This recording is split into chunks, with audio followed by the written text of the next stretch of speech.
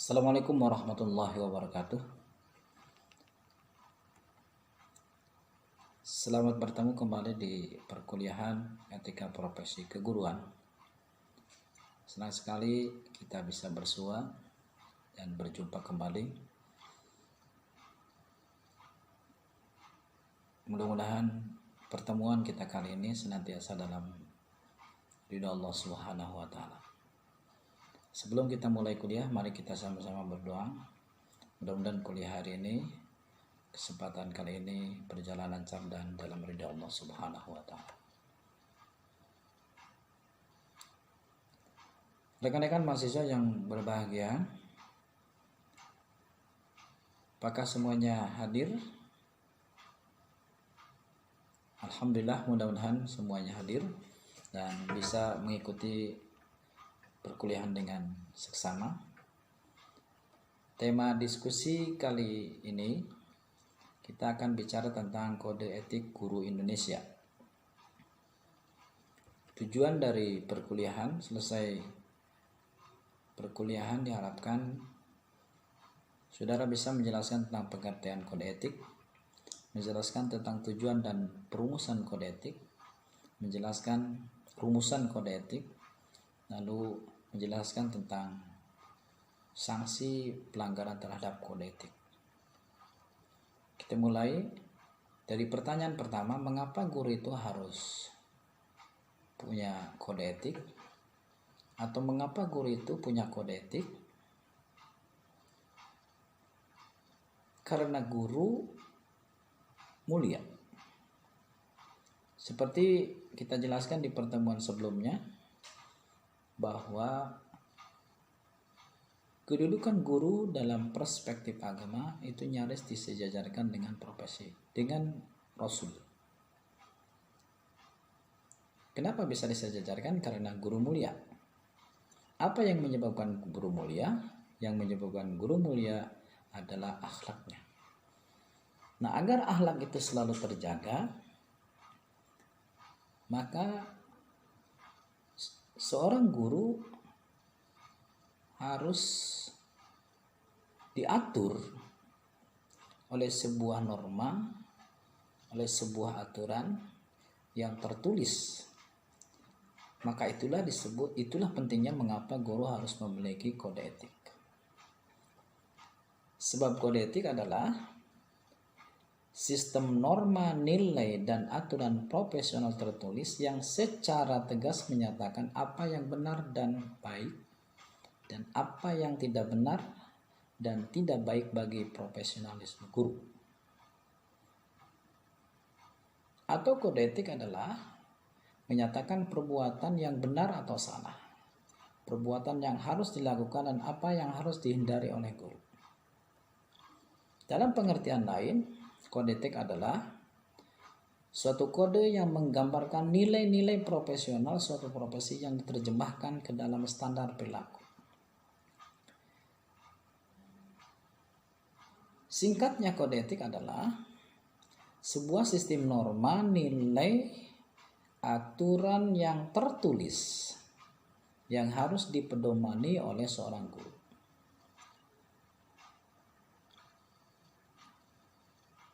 Karena sistem norma dan nilai yang harus dipedomani oleh seorang guru, maka ini menjadi sebuah pedoman bagaimana seorang guru berperilaku, bertindak yang tidak bertentangan dengan sistem dan norma yang telah disepakati. Itulah secara sederhana yang dimaksud dengan kode etik. Kita ulangi, kode etik adalah sistem norma, nilai, dan aturan tertulis profesional yang harus dipedomani oleh seorang guru. Lalu apa dari tujuan adanya kode etik? Secara umum tujuan dari kode etik itu pertama adalah memberikan jasa sebaik-baiknya kepada pemakai atau nasabah. Guru adalah profesi yang mengedepankan pengabdian. yang mengedepankan pelayanan. Agar pelayanan dan pengabdian kita selalu terjaga, maka disitulah perlu pedoman norma nilai, yaitu kode etik. Siapa pengguna jasa kita? Ya peserta didik. Yang kedua, secara umum tujuan dari kode etik adalah melindungi perbuatan-perbuatan yang tidak profesional. Maksudnya, dengan adanya kode etik ini, kita sebagai guru bisa melihat dan bisa mempedomani, bisa memegang mana perbuatan yang pantas dilakukan oleh guru atau tidak. Sehingga dengan demikian ketika guru melakukan perbuatan yang melanggar kode etik, maka guru bisa dinyatakan sebagai guru yang belum profesional atau bahkan guru yang tidak profesional. Baik rekan-rekan mahasiswa, kita lanjutkan. Tujuan dari perumusan kode etik ini, yang pertama, menjunjung tinggi martabat profesi. Ingat, guru adalah jabatan profesi. Guru adalah pekerjaan profesi. Agar selalu terjaga harkat dan martabat profesi itu, maka perlu aturan, sistem norma dan nilai. Yang kedua, secara umum dari tujuan kode etik adalah menjaga dan memelihara kesejahteraan para anggotanya. Ketika seseorang melanggar kode etik, maka dia bisa dikeluarkan dari kode etik, dari profesi guru itu. Ketika dikeluarkan dari profesi guru, maka itu akan berdampak secara signifikan terhadap kesejahteraannya. Berikutnya, meningkatkan pengabdian para anggota profesi.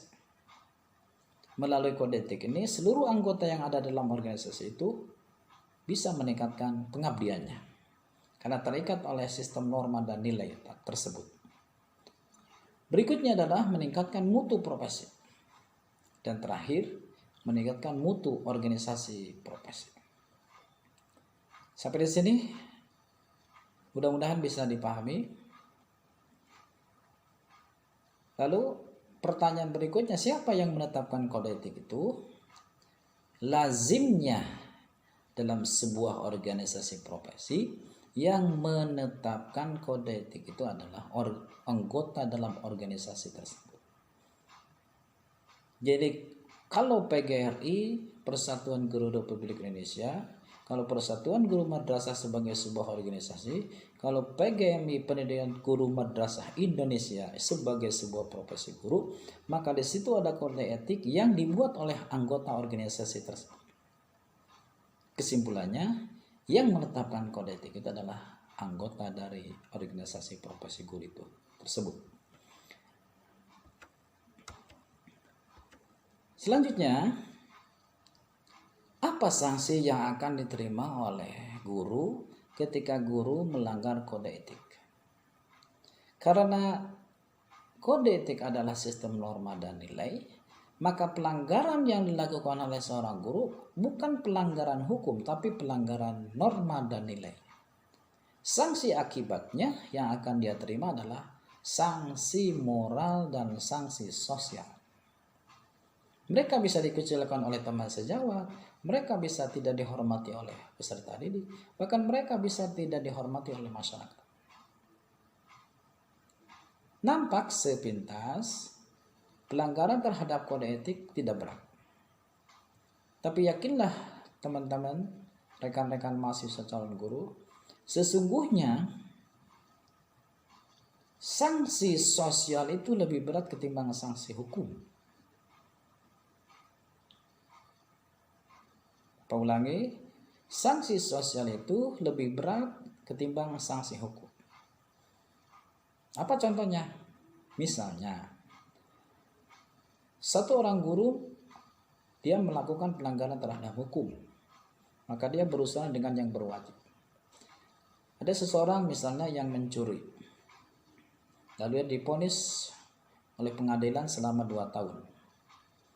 Dan dia harus mendekap di lembaga pemasyarakatan selama 2 tahun. Selesai 2 tahun, maka secara hukum dia bisa keluar. Secara hukum selesai hukuman. Tetapi pertanyaannya, apakah sanksi sosial itu selesai? Saya percaya sanksi sosial itu masih akan diterima oleh seorang guru tersebut. Bahkan untuk mengembalikan kepercayaan, untuk mengembalikan wibawa, untuk mengembalikan nama baik perlu proses yang panjang. Artinya bahwa sanksi sosial, sanksi moral itu lebih berat ketimbang sanksi hukum. Nah, sebagai turunan dari sistem norma dan nilai tersebut, maka guru-guru di Indonesia sudah punya kode etik yang disebut dengan Kode Etik Guru Indonesia. Dalam kesempatan pertemuan kali ini, Bapak hanya menyampaikan secara garis umum, dan secara detail silakan rekan-rekan mahasiswa untuk membaca bukunya. Buku Profesi Keguruan karya karangan Nana Suryana atau buku-buku yang lain, atau silakan cari di internet tentang Kode Etik Guru Indonesia. Tapi secara umum kita bisa melihat dalam slide bahwa guru Indonesia menyadari bahwa pendidikan adalah bidang pengabdian terhadap Tuhan Yang Maha Esa, bangsa dan negara serta kemanusiaan pada umumnya. Ini bagian dari sistem nilai. Guru harus meyakini dan menyadari bahwa pendidikan adalah bidang pengabdian. Apa artinya? Karena bidang pengabdian, maka orientasi dari profesi guru adalah bukan orientasi mencari materi, tapi semata-mata mencari orientasi pengabdian. Pengabdian kepada siapa? Pengabdian terhadap Tuhan, pengabdian terhadap peserta didik, pengabdian terhadap bangsa dan negara, serta kemanusiaan. Ini terkait dengan fungsi guru atau tugas pokok guru menurut Daud Yusuf yang kemarin di pertemuan sebelumnya sudah kita jelaskan. Salah satunya ada fungsi kemanusiaan. Tugas pokok guru adalah tugas kemanusiaan. Bagaimana menyiapkan manusia yang memiliki akhlakul karimah. Nah, dari pengantar kode etik itu, maka muncullah apa yang disebut dengan dasar-dasar yang menjadi pedoman bagi guru dalam bertindak berperilaku. Di antara dasar yang harus menjadi pedoman bagi guru adalah yang pertama, guru berbakti membimbing peserta didik untuk membentuk manusia Indonesia seutuhnya yang berjiwa Pancasila. Apa kata nilai dalam poin 1 ini? Yaitu adalah guru membimbing, berbakti dan membimbing. Jadi ketika kita mengajar, ketika kita melaksanakan tugas pokok guru, maka jangan terlepas dari proses berbakti dan membimbing terhadap peserta didik, sehingga peserta didik menjadi manusia Indonesia seutuhnya yang berjiwa Pancasila. Pedoman yang kedua yang harus dipegangi oleh guru adalah guru memiliki dan melaksanakan kejujuran profesional. Apa norma dan nilai dalam poin 2 ini adalah kejujuran. Guru harus jujur terhadap profesinya, guru harus jujur terhadap peserta didik, guru harus jujur terhadap dirinya sendiri. Jadi rekan-rekan mahasiswa, kejujuran saat ini sudah menjadi barang langka. Yang ketiga, guru berusaha memperoleh informasi tentang peserta didik sebagai bahan melakukan bimbingan dan pembinaan. Apa kata kunci dari kalimat ini? Bimbingan dan pembinaan. Jadi guru berkewajiban untuk memperoleh informasi terkait dengan peserta didik. Untuk apa? Untuk melakukan proses bimbingan dan pembinaan. Pedoman yang keempat adalah guru menciptakan suasana sekolah sebaik-baiknya yang menjunjung hasil belajar mengajar.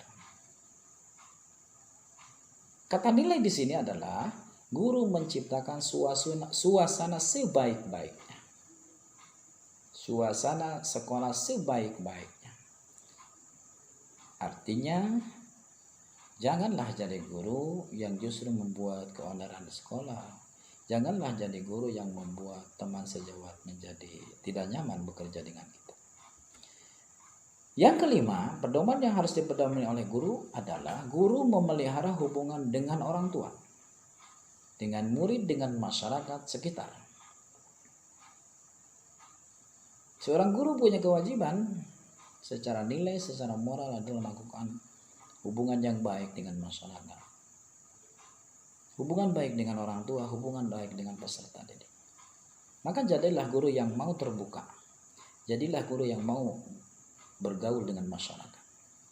Yang keenam, guru secara pribadi dan bersama-sama membangun dan meningkatkan mutu dan martabat profesinya.